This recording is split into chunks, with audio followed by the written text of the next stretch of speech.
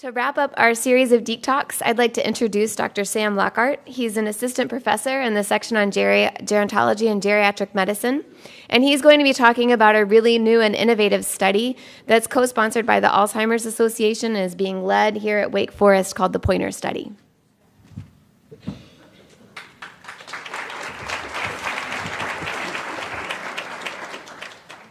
Thanks, everyone. Is this working? No. Hi, everyone. My name's Sam Lockhart, and I'm a cognitive neuroscientist working at Wake Forest Baptist. And first, I want to thank the organizers for inviting me. That was literally quite some acts to follow here. I wanted to tell you about a recent trial that we're about to start here at Wake Forest and across the country. But first, I just wanted to start with a story that as a cognitive neuroscientist, I study what happens to the brain and to our cognitive processes as we grow older, as we grow into late life. And I often find when I'm talking to members of the community that they ask me, what can we do to help ourselves or our family members or our friends as we grow older to sort of stave off the decline that we all know is increasingly prevalent. And right now, I hope to talk to you guys a bit about something that we're trying to examine that we think can help. So the U.S. Pointer trial, as Christina said, is co-sponsored by the Alzheimer's Association and the National Institute on Aging. And its technical name is Protecting Brain Health Through Lifestyle Intervention to Reduce Risk in the U.S. But really, it's a lifestyle intervention trial to help prevent cognitive decline.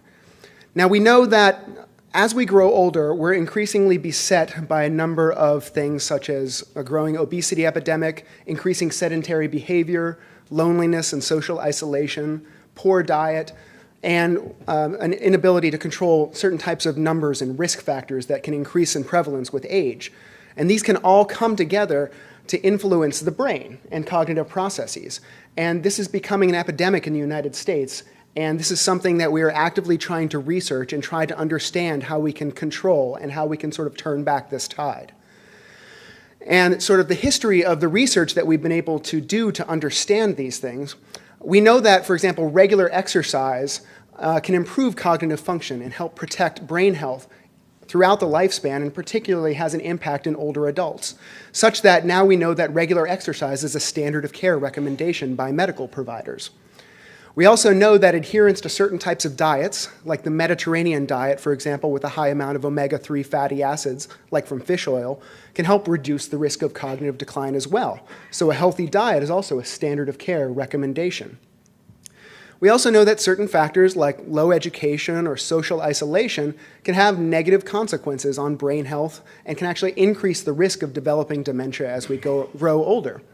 So certain types of stimulation, like cognitive training and social stimulation, are also recommended as standard of care. And we also know that chronically high blood pressure or uncontrolled blood sugars can also increase the risk of cognitive impairment and cognitive decline. And so we also know that controlling these risk factors is also a standard of care. And heretofore, especially in the United States, these have tended to have been examined in isolation. And more recently, out of Finland, there was a trial called the Finger trial, or the Finnish geriatric trial. What they did was they examined over 1,000 cognitively normal older adults who were at an increased risk of developing cognitive decline due to certain risk factors. And it was a 2-year trial, and it compared two things: regular usual care versus a multi-domain lifestyle intervention that tried to combine those different factors I just talked to you about. And the primary outcome found that this multi-domain lifestyle intervention compared to this control group was actually able to improve cognitive function over time in these cognitively normal older adults. Now, this effect size, while it looks kind of small there on the screen, is more potent than any sort of clinical pharmaceutical trial that has ever been tested. And so we know that this is having a potent effect.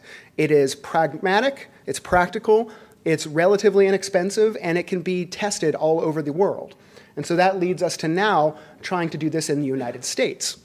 So the Pointer trial has a primary objective of trying to test whether a similar American-adapted 2-year multi-domain lifestyle intervention can try to improve or protect against cognitive decline in otherwise asymptomatic older adults who are at an increase of developing that subsequent cognitive decline. And so it's trying to combine these different domains of lifestyle intervention into this multi-domain trial. And so the two arms that we're going to be testing are going to be a regular health education and support group and a multi-domain lifestyle intervention group. Now, they're both going to get essentially the same kind of guidance, but at different sorts of intensity and intervals. So the multi-domain lifestyle intervention group will get regular exercise training, mostly aerobic exercise at a rate of about 4 times per week. They'll also get nutritional counseling. They'll be asked to adhere to what's called the MIND diet. It's a diet that combines the Mediterranean diet with a low-sodium diet known to control blood pressure or hypertension. They'll also be beginning training on cognitive and social stimulation, and they'll be doing it in group settings to try to, again, increase social interaction while they're doing this cognitive training. And there'll also be very intensive monitoring of health numbers, so frequent exams at the physician and blood tests, as well as very frequent feedback and goal setting to try to continuously monitor one's health and improve it over time. And the control group is going to be administered best health practices. So they'll be getting the same type of information, but without the same sort of intensive guidance and feedback as the multi-domain group. So they'll just have meetings twice a year to provide general information about healthy lifestyle, as well as regular physical exams and blood tests, but not nearly as intensive as the multi-domain intensive group. Just to tell you a little bit about what this is going to look like, it's going to occur at roughly 5 to 7 sites across the United States, and the main site is going to be right here at Wake Forest. It's going to be taking place with about 2,500 older adults, people aged 60 to 79, who have what you could consider suboptimal health conditions that are known to be associated with an increased risk of developing cognitive decline as we grow older, and also people who have some sort of immediate family history of significant memory impairment, as well as who have a sedentary lifestyle. So we're looking for people who we can actually try to bend those trajectories over time to prevent cognitive decline.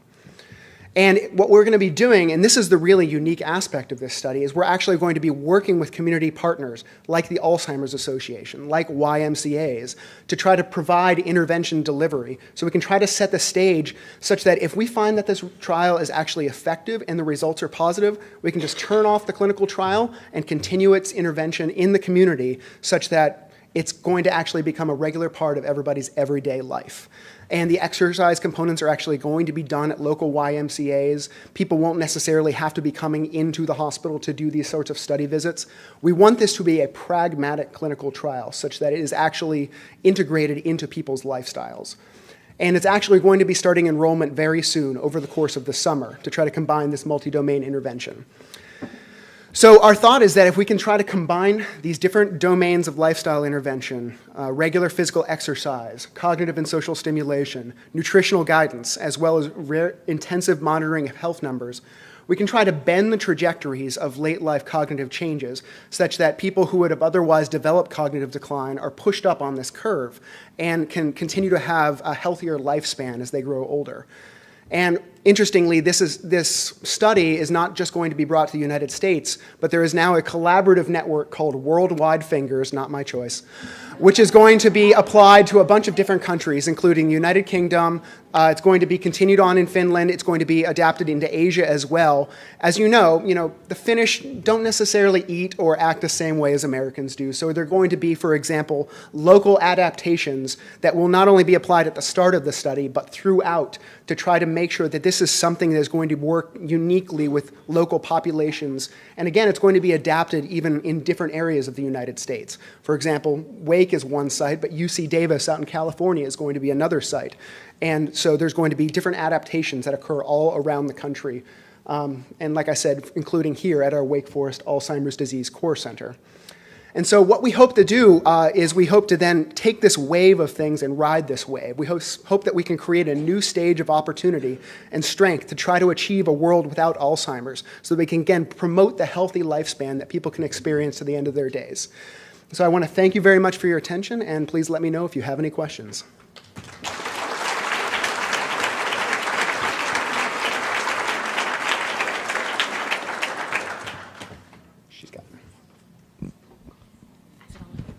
Hello.